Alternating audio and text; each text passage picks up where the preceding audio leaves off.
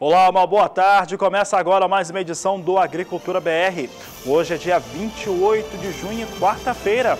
E nesta edição você confere informações a respeito de como foi a comercialização e como tem sido a comercialização de soja do estado do Mato Grosso. Nós vamos ver em um estudo feito pelo IMEA que as exportações têm se concentrado no primeiro semestre, uma tendência que já dava o ar da sua graça no ano passado, mas que se confirma em 2017.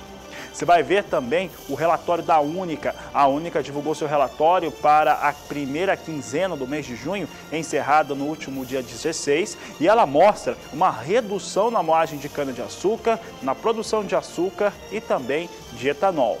Um outro destaque do Agricultura BR fica por conta dos leilões de apoio à comercialização de milho. Olha, alguns fatores aconteceram, foi fechado mais um no estado do Mato Grosso, tem também em Goiás e Mato Grosso do Sul deve ter ainda hoje, sendo publicado pelo Ministério da Agricultura, Pecuária e Abastecimento, a confirmação de um novo leilão, primeiro leilão no caso do Mato Grosso do Sul, para apoio à comercialização do milho. Destaque também para a Agricultura BR é a volta do esmagamento. China começa a ter um fôlego maior no esmagamento de soja depois de passar por uns períodos mais baixos no processamento da soja por lá. Tem mercado físico, mercado futuro, previsão do tempo e muito mais. Começa agora o Agricultura BR.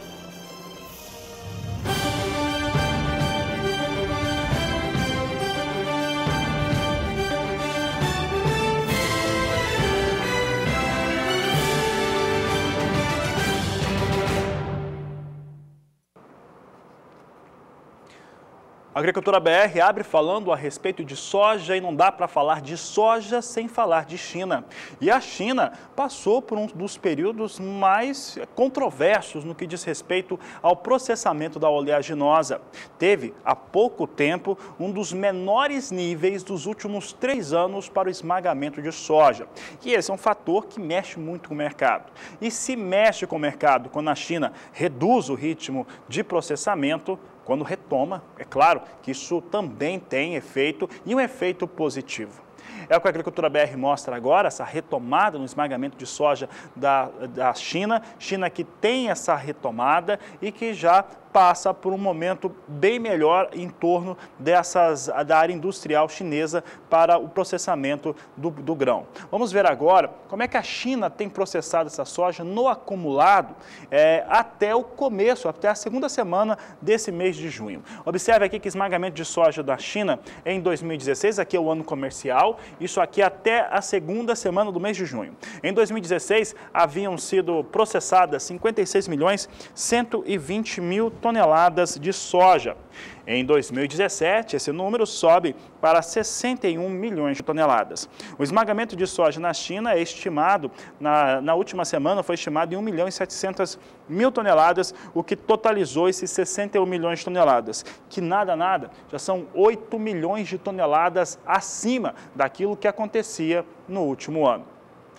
Destaque continua aqui no Agricultura BR e agora nós falamos a respeito do cenário global para a soja. E olha, os últimos números do Departamento de Agricultura norte-americano apresentam um cenário na qual há uma redução na produção global de soja para a temporada 2017-2018. Essa temporada, que começou nos Estados Unidos, já está totalmente no chão, já foi totalmente cultivada, mas que há muitas ideias diferentes em torno de como é que ela vai se desenvolver. Enquanto alguns dizem que a safra de soja e também de milho norte-americana deve ser pouco ameaçada pelo clima, por outro lado, os mapas climáticos que o Agricultura BR teve acesso, fornecidos pelo próprio órgão responsável pelo clima nos Estados Unidos para o Departamento de Agricultura norte-americano, mostra uma situação muito inferior em torno da qualidade de clima, daquilo que vai acontecer durante esse ano de 2017. Então, a situação deve ser menos favorável, muito menos favorável do que se teve no ano passado para o desenvolvimento da soja. E agora nós vamos mostrar como é que vem essas perspectivas do Departamento de Agricultura norte-americano para Estados Unidos, Brasil, os grandes players do mundo e principalmente a produção global de soja. Observe aqui que nós trazemos a produção global, temporada 2017-2018. A Argentina tem uma certa tradição em relação aos norte-americanos.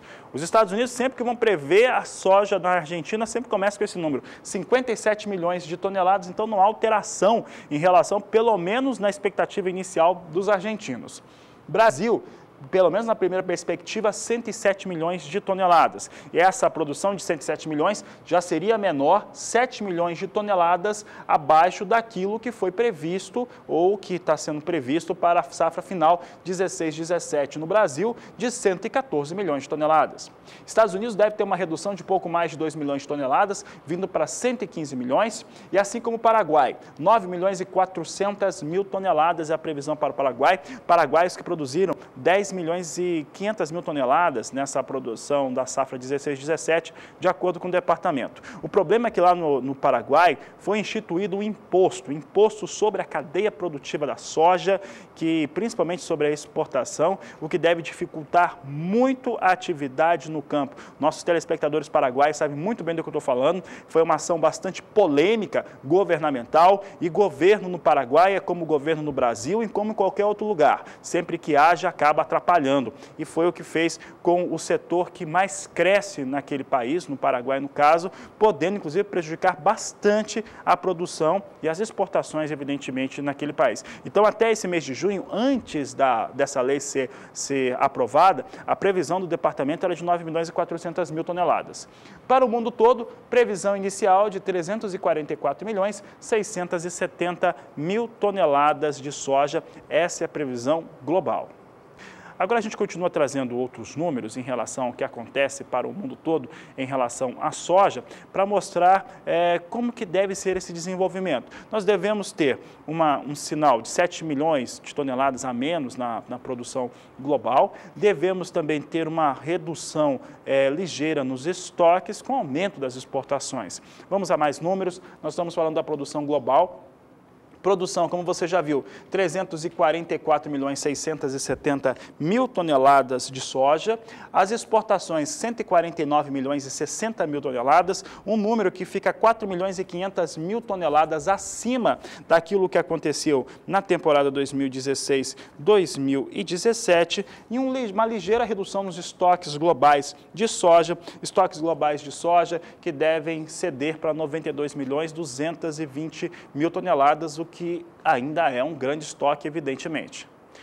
E falando de soja pelo mundo, vamos saber como é que vem soja em Chicago. Soja em Chicago que teve seu segundo dia de recuperação. Essa recuperação está muito ligada também a essas questões da polêmica em relação ao clima nos Estados Unidos, as áreas de produção. Não há consenso em relação ao que vai acontecendo, mas muitos acreditam que o cenário não é positivo. Então, essa sinalização, ela traz um apoio para que soja possa subir. E soja podendo subir, acaba abrindo janelas de negócio, tanto no cenário internacional quanto aqui também no Brasil. Vamos ver como é que soja em Chicago vai trabalhando no dia de hoje. Nós temos aqui soja, mais uma vez, em campo positivo. Não chega a ser uma alta expressiva, não chega a ser nada com grandes ganhos, mas posição de julho sobe 0,43%, vem a 9 dólares 15 centes, mais 25 por bushel. Agosto, alta de 0,43%, os negócios agora vêm a 9 dólares 20 centes o bushel. Setembro, negócios em alta também, 0,43%, 9 dólares 21 centes, mais 25 por bushel. E a posição de novembro, 9 dólares 22 centes, mais 25 por bushel. Assim vem os negócios com soja na Bolsa de Chicago. É uma referência muito importante para a comercialização aqui no Brasil, somada, evidentemente, à moeda americana, ao dólar aqui nas negociações internas do país.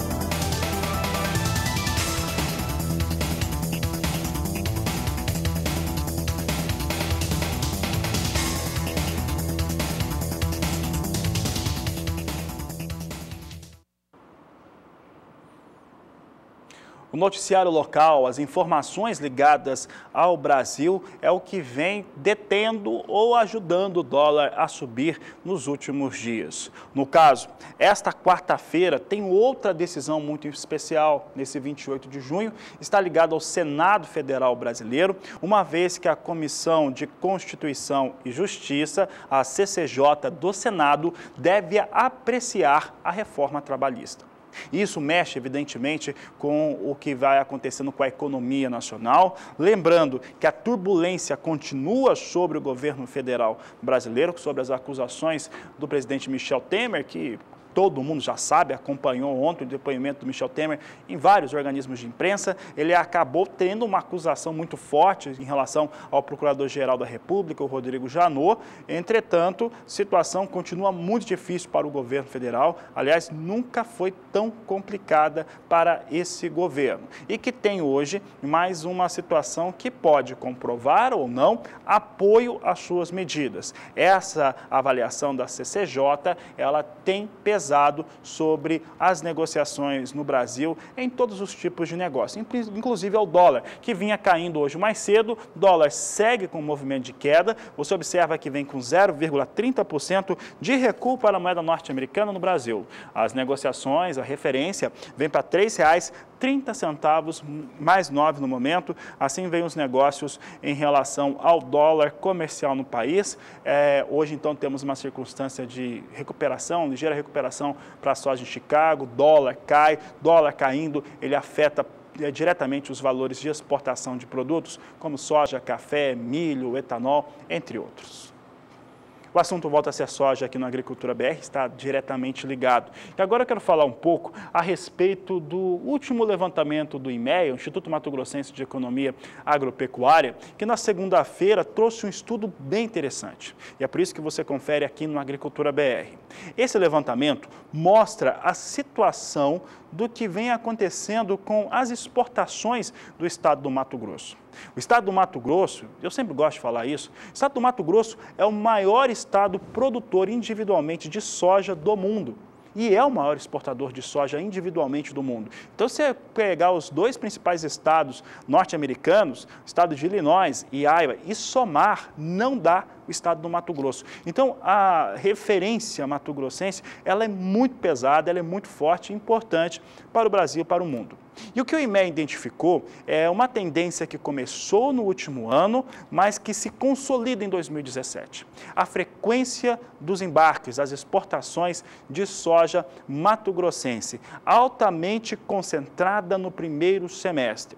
Os números que você vai acompanhar agora, eles são referentes entre o acumulado de janeiro até maio deste ano, mas que trazem, ainda que o semestre não esteja fechado, trazem uma situação muito clara disso que nós estamos afirmando. Então acompanhe comigo, nós temos aqui números relacionados à exportação mato-grossense de soja.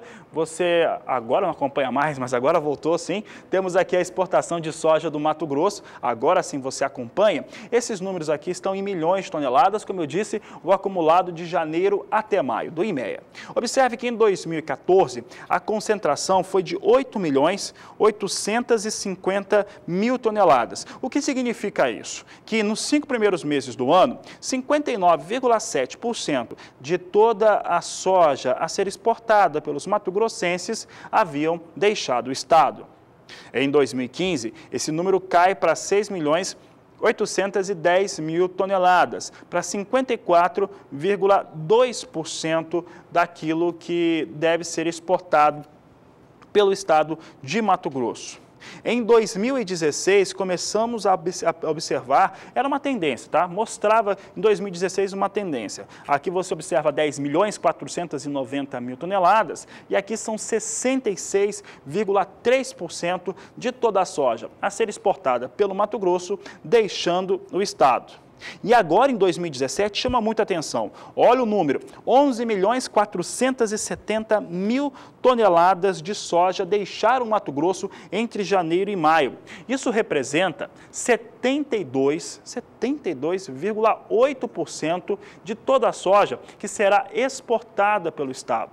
Essa aceleração que você vê aqui em 2017, ela é muito forte. Se em 2016, ano passado, já apresentava um primeiro semestre, uns 5 primeiros meses do ano, no qual se tinha uma aceleração interessante em relação aos embarques, 2017 comprova essa linha de ter uma concentração maior de exportações no começo do ano. Portanto, 2017 tem mais de 72%, 72,4% das exportações concentradas nos 5 primeiros meses. Em junho, esse número deve se alargar ainda mais e você vai ver esses números, claro, apenas no próximo mês.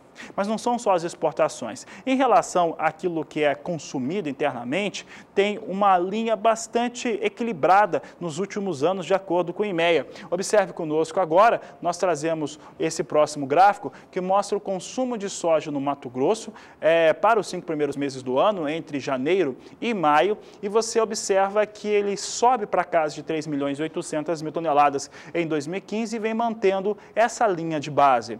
2014 foram consumidos internamente em Mato Grosso 3.420.000 toneladas. Em 2015, esse número sobe para 3.850.000 toneladas. 2016, os 5 primeiros meses do ano contaram com 3.820.000 toneladas de soja consumida internamente. 2017 já sobe um pouquinho mais, 3.880.000 toneladas, mas pode-se dizer que de 2015 para cá há um equilíbrio em relação ao consumo interno mato-grossense. Estado do Mato Grosso que tem se preparado, assim como os demais estados produtores do país, para essa safra 2017-2018. Há todo nível de preocupação em relação a isso, por conta da implementação de tecnologias. Não há como o agricultor recuar em relação a isso, pelo menos num curto espaço de tempo, né, de uma safra para outra. Você tem custos ainda elevados para a produção por hectare, que devem, no mínimo, repetir os custos de produção da temporada 16-17, que não foram baixos, e ainda por cima, você tem toda uma situação de comercialização que não tem sido favorável em relação aos preços. Então, neste cenário, o produtor rural faz o seu planejamento e de olho no clima. Nós vamos saber agora como é que o clima deve se comportar no estado do Mato Grosso lá para os meses, né, setembro principalmente, quando encerra o vazio sanitário e os primeiros períodos na qual as chuvas devem aparecer para que o produtor consiga fazer o cultivo da primeira safra. Quem traz as informações é Nadiara Pereira. Boa tarde, Nadiara.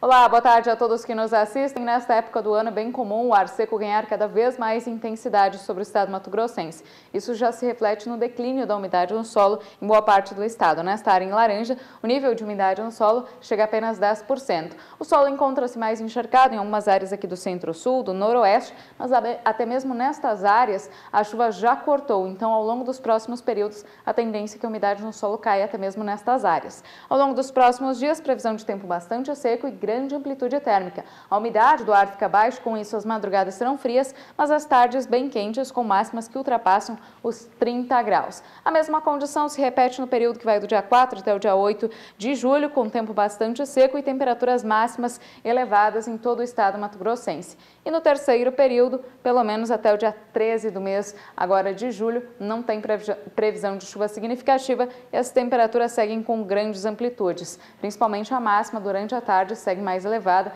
então fazendo ainda com que a umidade no solo caia mais rapidamente. A tendência é que a chuva lá comece a voltar para o estado mato-grossense a partir do mês de setembro, que é justamente quando termina o vazio sanitário. E as chuvas elas devem ser um pouco mais fortes na segunda quinzena, mas é só no mês de outubro que a chuva se firma mesmo sobre o estado mato-grossense. O retorno durante o mês de setembro é gradual, algumas áreas ainda podem ter problemas para o início do plantio da soja por causa da falta de umidade no solo, mas já a partir de outubro outubro a chuva se torna mais frequente e volumosa. Não teremos atuação de nenhum fenômeno El Niño ou Laninha, então os impactos no retorno da chuva não devem ser tão fortes. A chuva ela deve voltar dentro do que é normal para a época do ano. Daqui a pouco eu volto com mais informações do tempo. Até já! Tá certo, Nadiara Pereira, tá aí toda a situação para o estado do Mato Grosso, para o cultivo da temporada 17 e 18. Você vê que tem os custos, tem o preço praticado pela soja, o cenário internacional, a comercialização e o clima que pode não ajudar a próxima safra brasileira no Mato Grosso, pelo menos no começo, na abertura do plantio.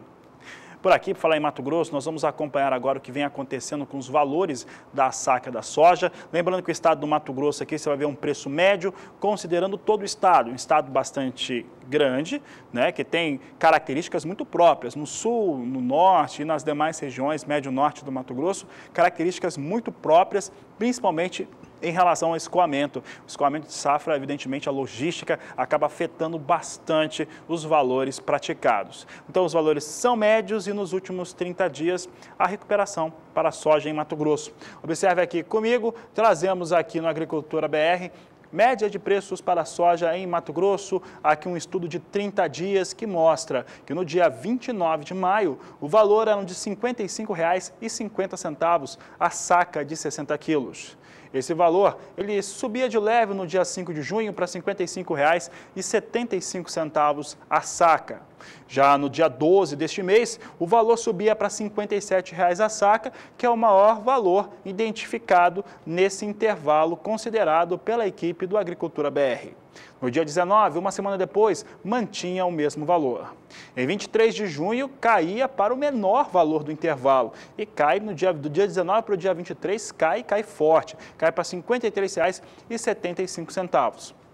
Nesse dia 28 de junho, valores encontrados em R$ 56,00 por saca de 60 quilos. Eu lembro que é uma média no estado do Mato Grosso, então podemos ter valores ligeiramente maiores no sul do estado e ligeiramente menores no médio norte, no norte do estado de Mato Grosso.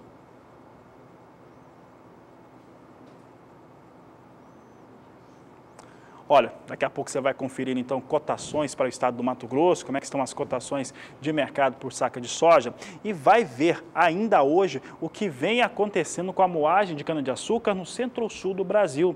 É isso mesmo, moagem na primeira quinzena de junho foi mais fraca, foi menor, e isso afetou também a produção de açúcar e também de etanol, tanto de anidro quanto também de hidratado. Nós vamos para o intervalo, mas eu convido você para aproveitar esse tempo para entrar em contato com a Agricultura BR. Você entra em contato através do Facebook, do Twitter e também pelo nosso número no WhatsApp. Ele é o 67996562266. Nós vamos para o intervalo e voltamos já.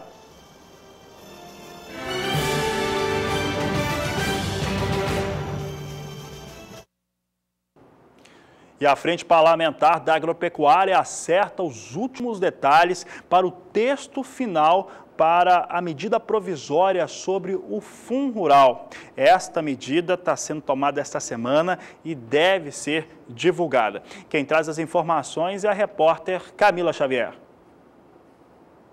A medida provisória que trata da revisão da alíquota e do pagamento das dívidas do Fundo de Assistência ao Produtor Rural ainda é discutida pela bancada ruralista, que informou que restam 3 itens para alinhar e definir.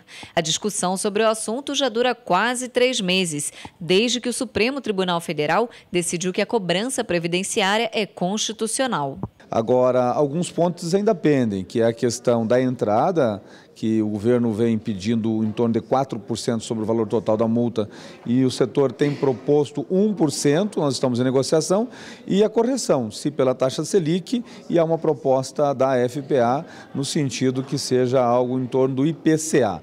E também com relação à multa, ela está aproximadamente em 25% a redução, o setor quer aumentar um pouco isso. A partir do ano que vem, a medida provisória prevê o o pagamento da cobrança previdenciária de 1,5% para o produtor rural. A bancada ruralista trabalha agora para que esse percentual seja também o da contribuição previdenciária, a fim de garantir a aposentadoria do produtor. A taxa do Fundo Rural hoje é de 2,3%. Tem mais um item que ainda vamos ter que superar, que é a questão da taxa, que hoje está na taxa Selic e nós precisamos rediscutir. Na taxa Selic, alguns levantamentos que foram feitos, definitivamente vai passar os 15 anos pagando e ainda devendo uma grande parte disso pós os 15 anos com o reajustamento pela taxa Selic. Então nós vamos ainda tentar fazer uma mudança na taxa da Selic para IPCA, para que possa corrigir apenas com a inflação, como são em vários casos, para que o setor possa pagar aquilo que ele consegue produzir e perder dentro do próprio setor. E sobre esse cenário, agendam também uma reunião política com o presidente Michel Temer. Camila Xavier para o SBA.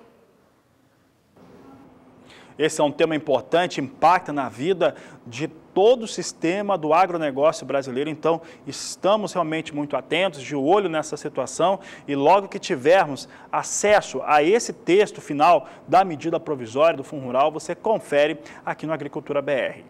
Sabe o que você vai conferir também agora? Como é que vem a previsão do tempo para o centro-sul do Brasil, que vem enfrentando uma situação mais seca e esse clima mais seco, com pouca chuva, tem facilitado bastante as atividades de campo, principalmente para quem já está colhendo a segunda safra de milho. É o que nós vamos conferir agora com a Nadiara Pereira, saber se esse clima continua dessa maneira. O tempo seco tem se intensificado sobre o interior do Brasil. Isso tem garantido o tempo mais aberto sobre o centro-oeste, sudeste e tem garantido boas condições para a colheita, principalmente do milho, segunda safra, o corte e a moagem da cana-de-açúcar e também a colheita do café no sudeste. Por enquanto, o solo está com umidade um pouco mais baixa aqui nestas áreas entre Minas Gerais, Goiás e Mato Grosso, que é onde a chuva cortou mais cedo. Em partes aqui do sul, São Paulo e Mato Grosso do Sul, o índice de umidade do solo ainda encontra-se mais elevado porque choveu acima da média durante o mês de maio e início do mês de junho. Mas até mesmo nestas áreas, a chuva já diminuiu bastante agora na segunda quinzena do mês de junho. No decorrer dos próximos dias, vai voltar a chover no Rio Grande do Sul por causa da passagem de uma frente fria.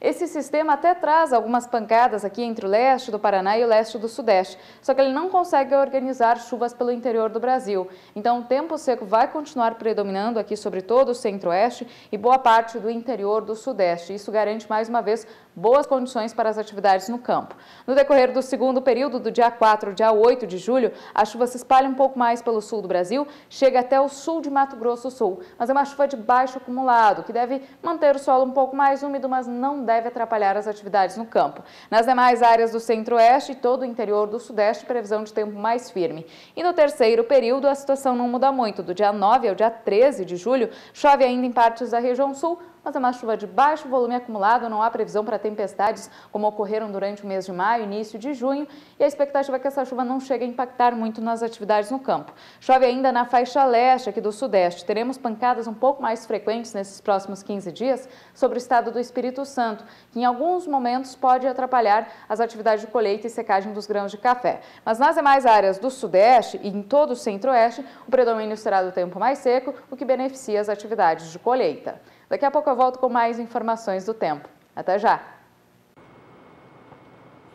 Até daqui a pouco, Nadiara. Olha, o assunto agora volta a ser o apoio da Conab em relação à comercialização de milho nos estados. Eu vou começar falando a respeito do Mato Grosso, que tem apoio para mais 4 milhões de toneladas em relação ao apoio da Conab através desses leilões. Leilões que visam garantir o preço mínimo. Evidentemente que mesmo com esses eventos, os valores pagos ao produtor rural continuam baixos, mas eles vêm para garantir pelo menos alguma remuneração para esses produtores rurais. Vamos ver agora o que tem acontecido em relação à Conab, o que está sendo confirmado. Nós temos aqui os prêmios em leilões de milho no estado de Mato Grosso, agora para 4 milhões e 200 mil toneladas. Eu lembro que a produção do Mato Grosso, de acordo com o IMEA, será de 28 milhões de toneladas. Esse evento, ele tem o objetivo de garantir o preço mínimo de R$ 16,50 por saca de 60 quilos. Esse volume que está sendo colocado agora, esses 4 milhões e 200 mil toneladas, eles representam quase 15% da safra mato-grossense, de 28 milhões de toneladas. E visa também lidar com algumas situações que estão sendo criadas não só no Mato Grosso, mas também em outros estados, como essa de ter o milho sendo colocado a céu aberto, simplesmente despejado nos campos, algo que está acontecendo no Mato Grosso, também em outros estados produtores do país. Uma parte importante dos volumes envolvidos nestes programas, os programas de comercialização do governo, costuma ser destinado às exportações, que devem ganhar mais força no segundo semestre, parcialmente em função desse apoio governamental. Apesar do percentual importante da safra de Mato Grosso, que recebeu apoio dos programas do governo para sustentar os preços pagos aos produtores, as cotações em várias praças mato-grossenses seguem abaixo do valor mínimo de garantia estabelecido pelo governo federal de R$ 16,50. Na verdade, tem lugares do Mato Grosso que está R$ 13,00, até abaixo de R$ 13,00 por saca de 60 quilos. São essas informações que produtores rurais, principalmente do Norte e Médio Norte, têm informado ao Agricultura BR, o que acaba confirmando algumas perspectivas em relação aos negócios que o programa fez. A Agricultura BR tinha feito isso no mês de março, na segunda quinzena de março, tinha feito algumas perspectivas de preço que já apontavam para julho e agosto valores na casa de R$ 13,00 a saca, o que vai se confirmando por conta da safra que começa a ser colhida. E aí pesa muito mais sobre os valores do milho no estado do Mato Grosso.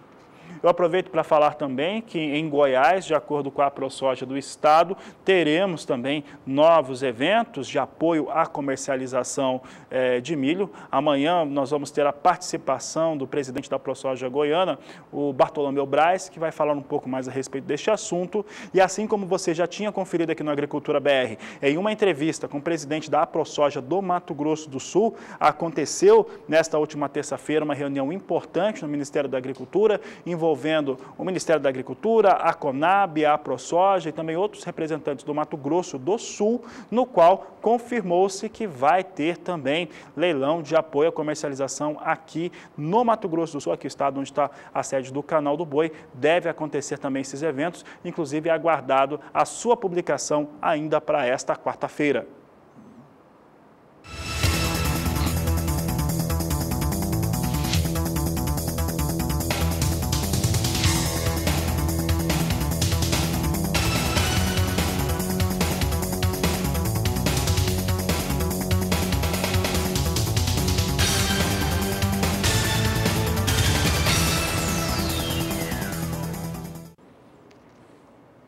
O assunto segue sendo milho e por aqui o Agricultura BR traz agora os valores. Prazo um pouco maior agora, 60 dias, começando pelo Mato Grosso do Sul, que tem queda, evidentemente. Trazemos aqui os preços praticados, 6,41% de queda para o preço do milho em Mato Grosso do Sul nos últimos 60 dias. Em 27 de abril, o valor era de R$ 19,50 a saca de 60 quilos. No dia 26 de maio, e aí com um pouco de apoio da moeda americana, do dólar, tivemos o maior valor para essa série no Mato Grosso do Sul, chegando a R$ 20,25, voltando a ser negociado acima de R$ 20 por saca.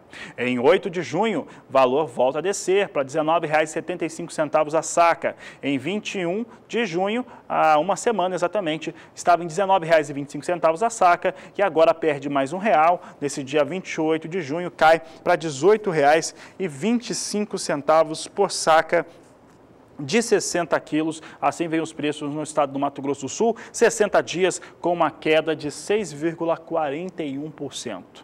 E se essa queda de quase 6,5% no Mato Grosso do Sul é intensa, você imagina no Mato Grosso. Mato Grosso, no mesmo período, tem uma queda de 15% no valor da saca de 60 quilos. Isso pesa. Essa safra mato-grossense lá está mais adiantado. Os mato-grossenses já tiraram aí cerca de 20% já desse milho dos campos. Isso pesa muito. Essa safra forte do Mato Grosso pesa muito sobre os preços e eles cedem, e lá cedem com muito mais velocidade. Observe aqui que no Mato Grosso, no dia 27 de abril, o valor era de R$ 17,50 a saca. No dia 22, mantinha esse valor. Em 6 de junho, caía para R$ 14,50 a saca, que é o segundo menor valor desse intervalo considerado pela equipe do Agricultura BR. No dia 14 de junho, levanta um pouco, sobe para R$ 15,25, coincide também com o leilão da Conab. E nesse dia 28 de junho, volta a ceder para R$ 14,75. Assim vem os negócios com milho. No estado do Mato Grosso, queda de quase 16%, 15,71%. Assim vem os negócios com milho em Mato Grosso. Eu sigo falando de Mato Grosso porque agora nós vamos falar a respeito de uma questão técnica, porque a braquiária, ela ajuda na formação daquela situação chamada bordadura das áreas de cultivo de milho. É o que você vai conferir agora na reportagem de Valdir Pacheco. A colheita do milho segunda safra na região norte do estado está sendo considerada uma safra normal pelos produtores. Na fazenda Brasão, localizada no município de União do Sul, a cerca de 180 quilômetros ao leste de Sinop, deu início à colheita e todo o trabalho da fazenda é dividido entre pai e filho.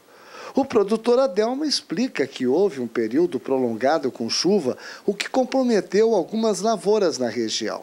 Mas a variedade que ele planta não sofreu e o resultado está na qualidade e produtividade. Nós tivemos chuvas regulares, as chuvas se estenderam um pouco mais, até entrando no mês de maio chovendo. Isso não é comum, normalmente as chuvas param no final de abril. E esse ano, para nossa sorte, a chuva se estendeu um pouco mais e o milho está com boa perspectiva de produtividade. Em algumas lavouras tiveram problema no início ali com excesso de chuva e atrapalhou um pouco o desenvolvimento do grão. Você teve algum problema aqui na sua fazenda? Não, nós não tivemos esse problema porque o material que a gente plantou, ele tem um bom empalhamento, o fechamento da espiga é bom, então ele não tem essa suscetibilidade a entrar água com essas chuvas mais tardias e provocar o apodrecimento dos grãos. Uma tecnologia muito pouco praticada aqui no norte do Mato Grosso.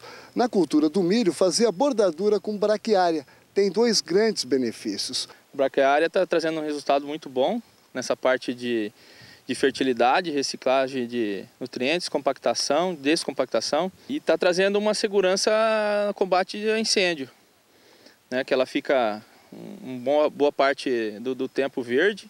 Ela trouxe um benefício de enraizamento. Ela não teve a estrutura externa, mas a interna, para buscar água, ela teve um desenvolvimento bom. Teve números muito bons em cima dessa palhada aí de braquiária. Você tem números assim de produtividade, comparando essa bordadura com outros talhões? Olha, o máximo até hoje foi 8 sacos. Mas a média é de 5 sacos ali, de diferença na produtividade do soja. Valdir Pacheco para o SBA.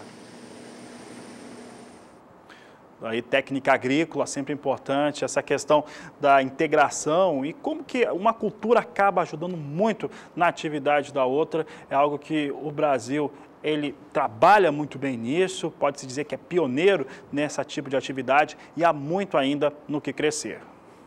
Assunto agora é o mercado futuro, começando pelo mercado futuro nacional. Eu sempre lembro que o mercado futuro aqui no Brasil para commodities agrícolas é um mercado muito pequeno, não tem muita comercialização. Poderia ser até uma maneira do produtor rural conseguir travar alguns negócios com mais segurança de preço, mas não é o que acontece no Brasil, principalmente por conta de incidência de tributação. Mesmo assim, temos negócios e nós temos aqui no caso do milho, negócios principalmente na posição de setembro. A posição de setembro é emblemática para o milho brasileiro porque é onde está precificada essa safra nacional. A safra de milho no Brasil acontece no seu segundo momento, portanto, segunda safra, e ela tem nesse momento, posição de setembro, 3.780 contratos negociados a R$ 25,12 a saca de 60 quilos, registrando queda de 0,24%. Há ainda negócios na posição de julho, de novembro e também janeiro de 2018, mas são muito poucos contratos, não chegam a trazer qualquer tipo de referência para o mercado nacional.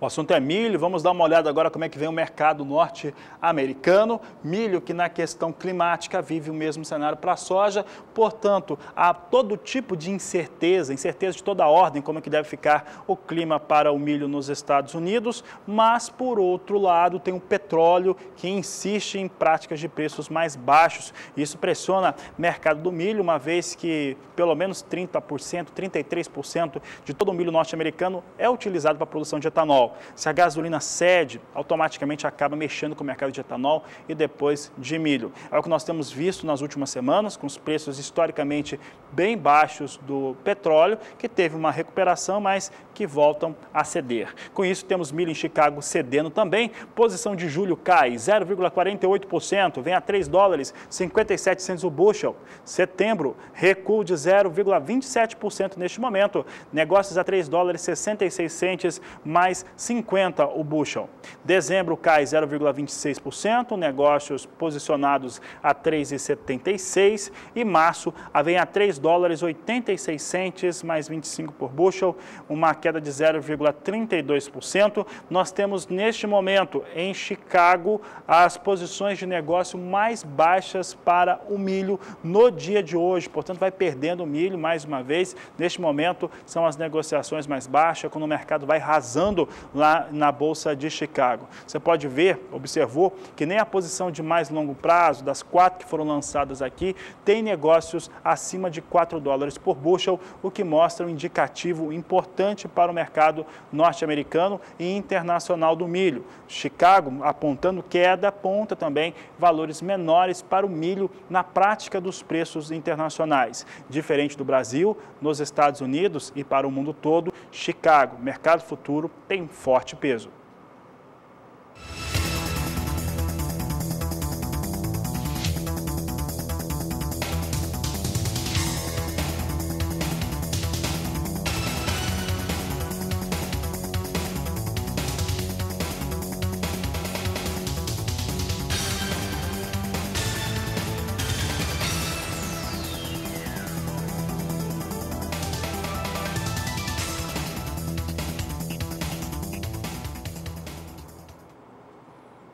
Vou falar agora sobre um assunto que, como você acompanha no Agricultura BR, sempre que falamos de milho nos Estados Unidos, a negociação, acabamos falando também do petróleo na negociação na Bolsa de Nova York.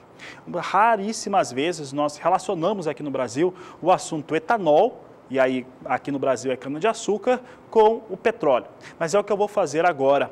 Isso porque há uma proposta via CID. O CID é uma contribuição de intervenção do domínio econômico chamado CID, que é um tipo de tributação que é colocado sobre diversos produtos. No caso da gasolina, são 10 centavos por litro.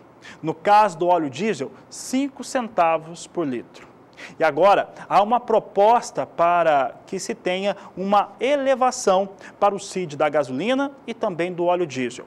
A intenção é tornar o etanol aqui no Brasil mais competitivo. Uma ideia que agrada a cadeia produtiva do etanol ou da cana-de-açúcar no Brasil, mas que certamente não agrada tanto assim a situação para a população brasileira no geral, e aí eu falo inclusive do produtor rural que não vai gostar de estar pagando ainda mais caro pelo combustível fóssil aqui no Brasil. A proposta com a CID é aumentar mesmo essa contribuição, essa tributação de todo o combustível fóssil do Brasil, algo que ainda está sendo analisado, apreciado, para fazer com que o etanol seja mais competitivo. E olha, eu vou dar aqui um entendimento do Agricultura BR que para que o etanol fique mais competitivo, nós não precisamos de mais tributação ou imposto sobre os outros produtos, no caso, combustível fóssil. O que precisa é ter um desembaraçamento da questão tributária sobre os combustíveis que são produzidos e renováveis no Brasil. Precisa de apoio, precisa de projeto, planejamento a ser aplicado para que eles realmente se tornem competitivos no Brasil de uma maneira clara e não manipulada como já aconteceu no Brasil, só que ao contrário, quando o governo federal na época, a presidente Dilma Rousseff, segurou os preços do petróleo, do combustível combustível fóssil de maneira artificial, o que prejudicou a produção de etanol no Brasil, evidentemente, acabou arruinando usinas de cana-de-açúcar por todo o país e depois de eleita, o combustível disparou. Não é isso que nós queremos, nem por um lado, nem por outro. A melhor solução é investimento, é projeto, aplicação e desembaraçar a questão tributária, tornar isso mais simples, mais fácil e menos oneroso para a produção de combustível renovável no Brasil. Não é aumentando, evidentemente, imposto sobre aquilo que a população brasileira já paga e já é muito caro.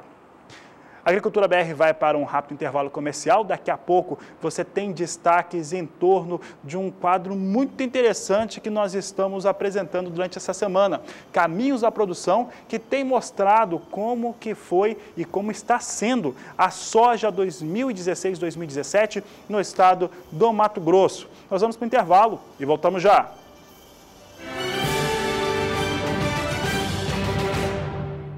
E o Agricultura BR destaca agora mais uma cultura na edição de hoje, agora falando sobre a colheita do café.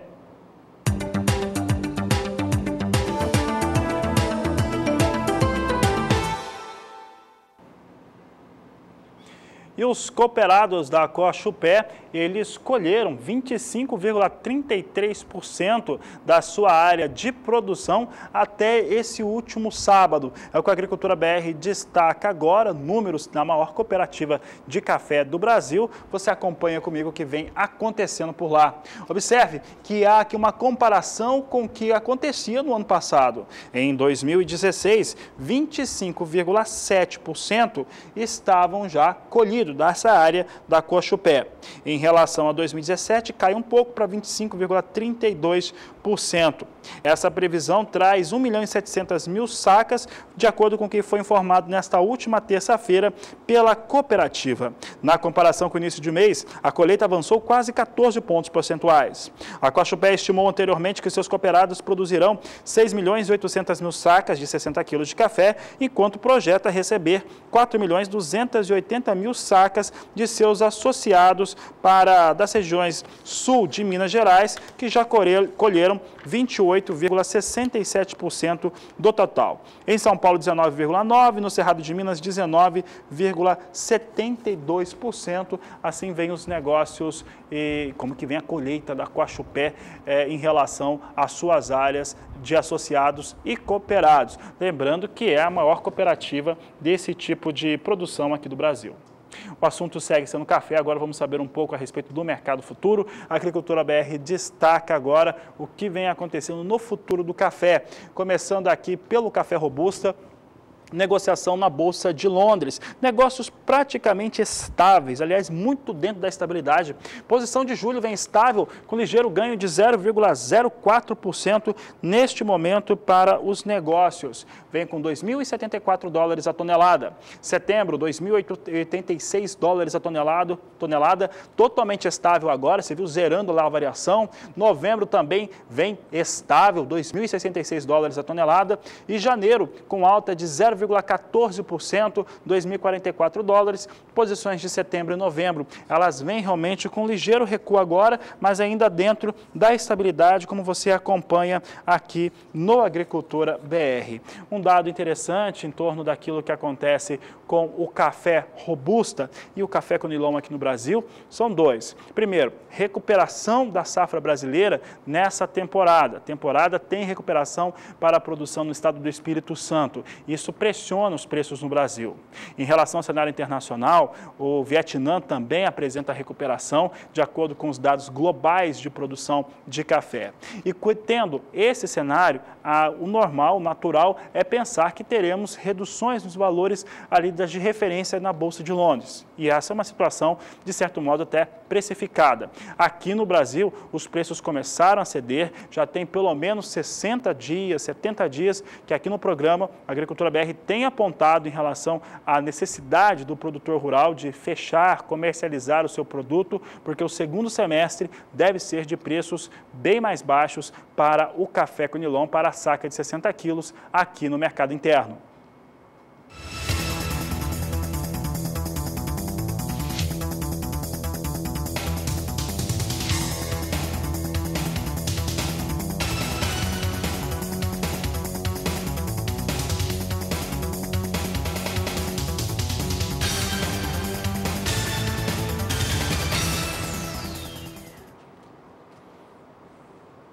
Há pouco nós falávamos a respeito da colheita dos cooperados da Coachupé e vamos saber agora como é que fica a previsão do tempo para quem está com essa atividade nos campos em todas as áreas produtoras do país. Quem fala sobre o tema é Nadiara Pereira.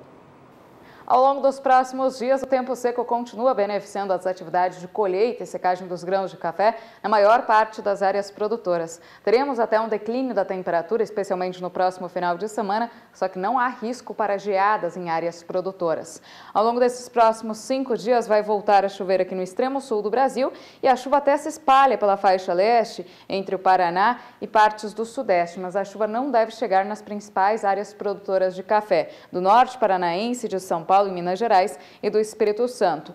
No estado de Rondônia e também no interior da Bahia, a previsão é de tempo mais seco, então as atividades de colheita devem avançar bem neste período. No decorrer do segundo período, entre os dias 4 e 8 do mês de julho, deve voltar a chover de forma mais abrangente sobre o sul do Brasil, então essa chuva pode atingir de forma muito isolada algumas áreas produtoras do estado paranaense. E também chove neste período sobre o estado capixaba. Em alguns momentos, a chuva pode atrapalhar a colheita e secagem de grãos no estado. Agora, sobre o interior do sudeste, no estado de Rondônia e no interior da Bahia, o tempo seco continua predominando e não tem previsão de chuva nestas áreas, pelo menos até o dia 13 do mês de julho. A chuva continua mais concentrada no extremo sul do Brasil, também no extremo norte, áreas litorâneas do nordeste e mais uma vez chove sobre o Espírito Santo. Apesar do volume de água não ser tão expressivo no interior capixaba, as pancadas serão frequentes, então em alguns momentos, mais uma vez, essa chuva e o excesso de umidade pode trazer problemas para as atividades de colheita e secagem dos grãos de café. Nas demais regiões, as atividades devem avançar bem ao longo dos próximos 15 dias. Daqui a pouco eu volto com mais informações do tempo. Até já! Até já, Nadiara. E olha só, as exportações globais de café entre outubro de 2016 e abril de 2017 cresceram 3,1%. O número de alta para as exportações, mas que, por outro lado, não agradam a OIC, a Organização Internacional do Café. Considerou esses números baixos para o cenário internacional. Vamos saber agora como é que ficaram então esses números, período analisado de outubro do ano passado até abril de 2017. Você confere comigo aqui os dados. Sobe a coluna de 2016, foram 67.340.000 sacas que foram exportadas contra 69.500.000 toneladas aqui, considerando os dois períodos de 2016 e também 2017. No entanto, o documento destacou também o desempenho abaixo do esperado, especificamente em abril. Naqueles meses, as vendas externas do Brasil e Vietnã, maiores produtoras de café do mundo, decresceram. Brasil decresceu, quer dizer, diminuiu 13,9% e o Vietnã 6,9%. Essa situação de abril, ela está muito ligada àquele relatório que foi divulgado lá nos Estados Unidos, que davam conta que os estoques norte-americanos estavam nos mais elevados níveis dos últimos 10 anos. Isso mexeu principalmente com os valores negociados do café arábica. Em relação ao Vietnã, ainda não tem um volume tão interessante de café robusta disponível no país. Lá eles produzem robusta, não há esse volume tão interessante que deve começar a aparecer agora depois da produção dessa safra. Então, queda mais forte nas exportações, principalmente por conta daquele levantamento apresentado nos Estados Unidos. Por aqui...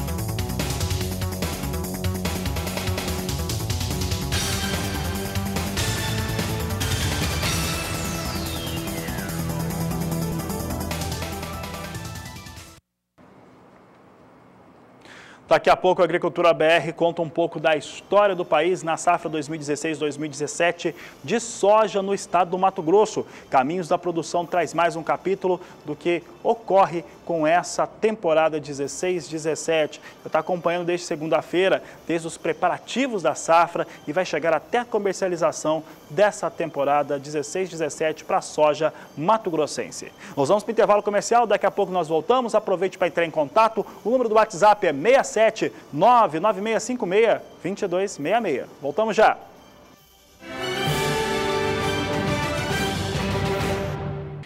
Gerenciamento do sistema de produção é o principal objetivo com quem atua com o sistema de agricultura de precisão, que para muitos produtores ainda tem acesso restrito, é considerado caro e com retorno em longo prazo. No Rio Grande do Sul, um evento que acontece há 5 anos vem para desmistificar essa situação. Confira. Cuidar da gestão da propriedade é o que norteia boa parte dos participantes desse workshop realizado em Cruz Alta, no noroeste do Rio Grande do Sul. Estar neste auditório há bem pouco tempo atrás podia ser visto como perda de tempo. Mas com o passar dos anos, a profissionalização das propriedades rurais virou questão de sobrevivência. O assunto principal aqui é a agricultura de precisão. Usar a tecnologia a favor do homem do campo e do meio ambiente. A produtividade é um assunto que permeia por vários processos, várias coisas que estão envolvidas nele. E vamos apontar algumas coisas que nós temos identificado ao longo de 9 anos dentro do trabalho do SESB, que é importante para a alta produtividade da soja. Parte é algumas coisas que todo produtor pode estar adotando, em função que não tem custo, é um custo muito baixo. Parte é uma coisa que você tem que construir ao longo de várias safras. E o outro são coisas assim, que são um pouco mais difíceis, mas nada impossível. Eu vou pegar exatamente a frase de um campeão de produtividade do Centro-Oeste, do Mato Grosso. Para ele, a questão de capricho não varia tanto no custo, mas que em resultado final, em produtividade, é extremamente diferente. Então, capricho sim, capricho é uma coisa que está ao nosso alcance, todos nós, e o capricho é uma coisa que sim, faz a diferença na produtividade. Uma outra parte que nós vamos abordar com bastante profundidade, e isso é construído ao longo de várias safras, é a questão de solos. E numa visão de solos, vamos colocar dessa forma, a raiz da soja chega até 3 metros de profundidade. E a nossa fertilidade de solo em grandes profundidades influencia para que ela expresse seu potencial produtivo. Pesquisadores da área tentam mostrar ao agricultor que quase tudo depende do solo. Por isso, devolver a ele alguns nutrientes pode ser a chave para alcançar grandes produtividades. A gente apresentou um manejo que a gente enxerga como mais adequado para calagem no sistema plantio direto para aplicação superficial. E trouxe uma novidade com relação a uma nova equação, uma nova fórmula para cálculo de doses de gesso, visando a melhoria do subsolo, focando no aporte de cálcio em camadas subsuperficiais, visando um maior crescimento do sistema radicular. Então a ideia é de aportar mais cálcio no subsolo para favorecer o aprofundamento do sistema radicular das plantas, e esse aprofundamento do sistema radicular das plantas vai fazer com que haja maior absorção de água e nutrientes, melhorando as condições de produtividade, inclusive em condições de seca. O Brasil conta com mais de 8 milhões de quilômetros quadrados, divididos em 5 regiões distintas, com climas, relevos e tantas outras características totalmente diferentes. Imagina então se somarmos a isso as mudanças climáticas ocorridas nas últimas décadas. O que seria da agricultura brasileira se todos os produtores cuidassem de suas terras da mesma maneira? Fazer que nossos produtores possam se desenvolver mais, produzir mais, utilizando ferramentas que estão sendo apresentadas aqui nesse evento para eles poderem ter maior rentabilidade na propriedade deles. Então, realmente a gente quer trazer bastante informação para fazer com que, através dessa informação, ele possa tomar uma decisão mais inteligente, consequentemente, ele tenha mais produtividade e, consequentemente, ter mais rentabilidade. Quando a gente fala de agricultura de precisão, tu diria que ela está ao alcance de todos ou ela ainda é uma ferramenta cara? Sim, ela está ao alcance de todos, porque é uma ferramenta que já faz tempo que não se discute se ela se paga, Ou seja, tu fazer mapeamento de solo, tu fazer correção de fertilidade, tu fazer comparativos de lado a lado, esses foram os primeiros trabalhos que a agricultura de precisão, que a pesquisa fez.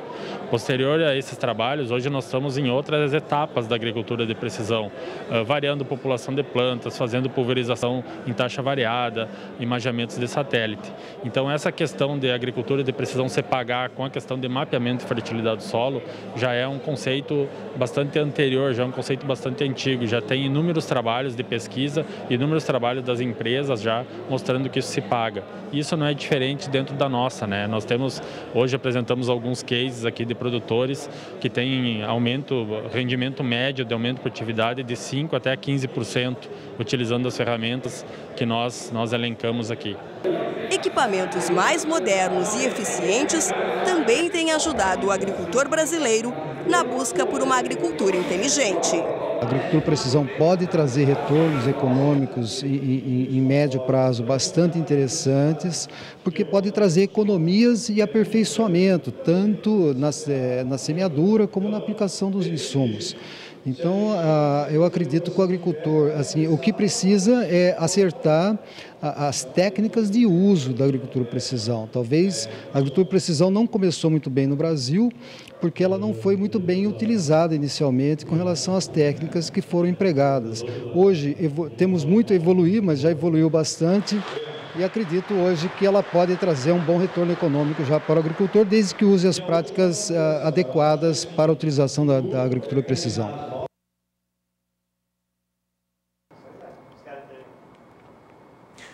E por aqui o Agricultura BR volta a destacar a soja e agora trazendo, mais uma vez, o Caminhos da Produção, que está mostrando durante essa semana o que aconteceu e o que acontece na temporada 2016-2017 da safra mato-grossense de soja. Você acompanha a partir de agora Caminhos da Produção.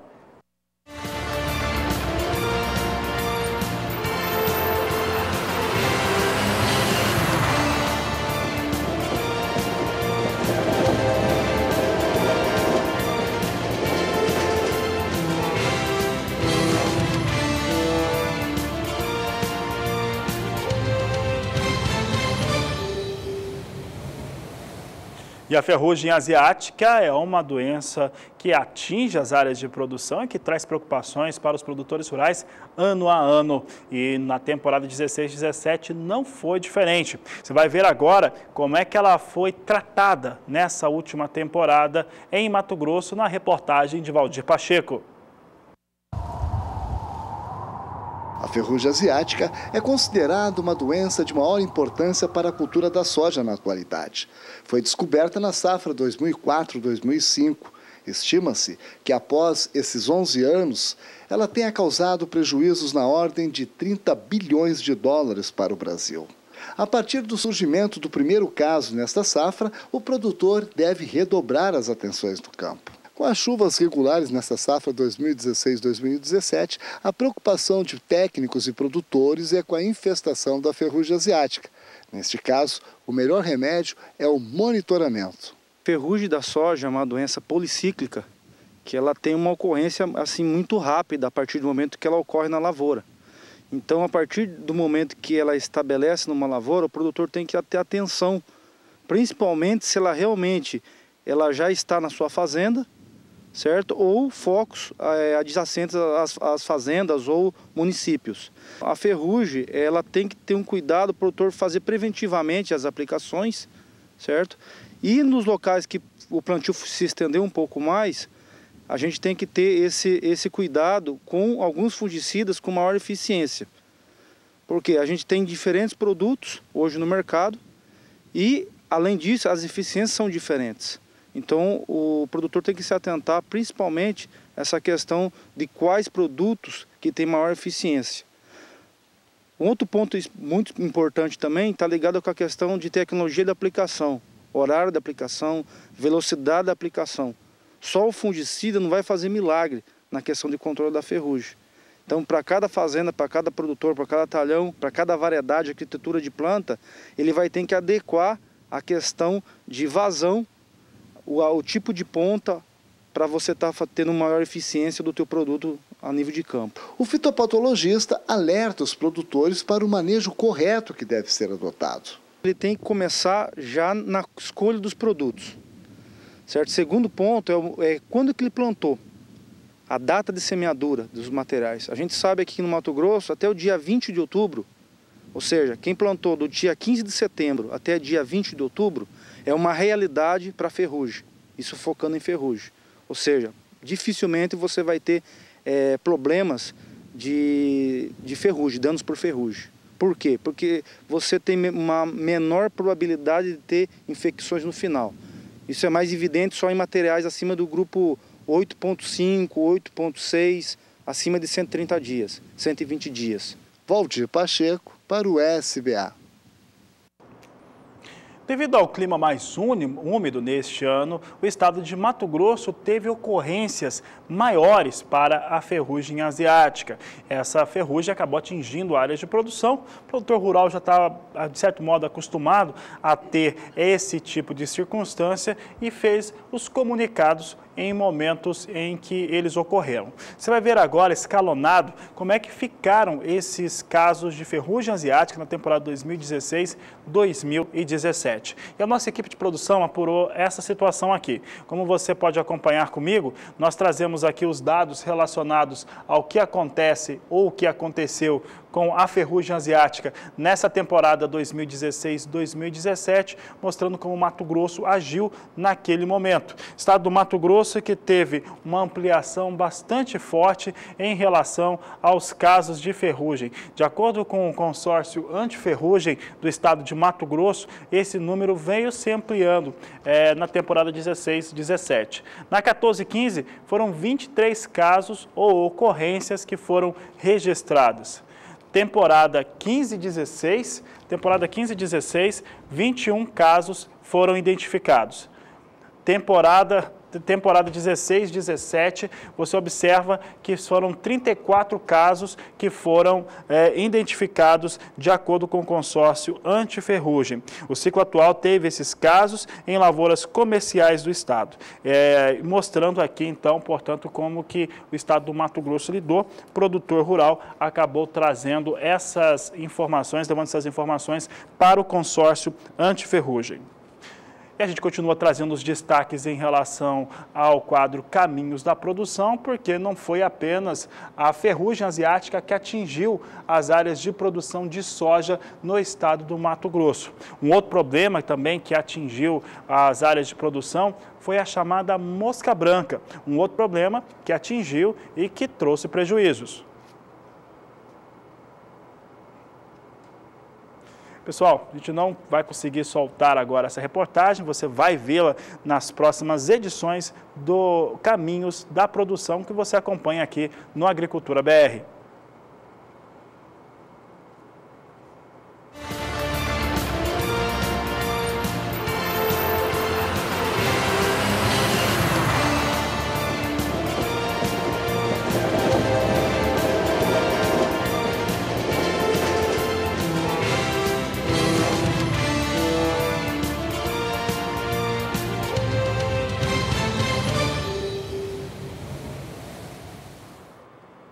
Por aqui a Agricultura BR destaca agora como é que vem a soja negociada na Bolsa de Chicago. Hoje nós estávamos tendo mais um dia de recuperação, terceiro, se confirmar o dia de hoje, deve ser o terceiro dia com elevação para os negócios com soja na Bolsa norte-americana. Por enquanto vem mantendo o volume de alta, posição de julho com alta de 0,32% a 9 dólares 14 centes mais 25 por bushel. Agosto, 9 dólares 19 centes por bushel com alta de 0,32%. Setembro, elevação de 0,29% a 9 dólares 20 centes o bushel. E novembro, 9 dólares 20 centes por bushel com alta de 0,35%. Vamos acompanhar agora o dólar comercial no Brasil que vinha caindo, vinha perdendo nesta quarta-feira. Você acompanha comigo aqui os dados, continua caindo, agora 0,51%. Dólar comercial é negociado agora a R$ 3,30 mais um, assim vem a referência para o dólar. Olha, hoje o Agricultura BR vai encerrar um pouco mais cedo, isso porque você vai acompanhar agora uma grande oportunidade de negócios, porque vem aí um grande leilão pela frente que está sendo organizado pela Central Leilões. Nós vamos ficando por aqui, voltamos às 17h20, porque você já sabe, este é o Agricultura BR, a inteligência e a transparência do agronegócio, sempre com você. A todos uma ótima tarde e até mais!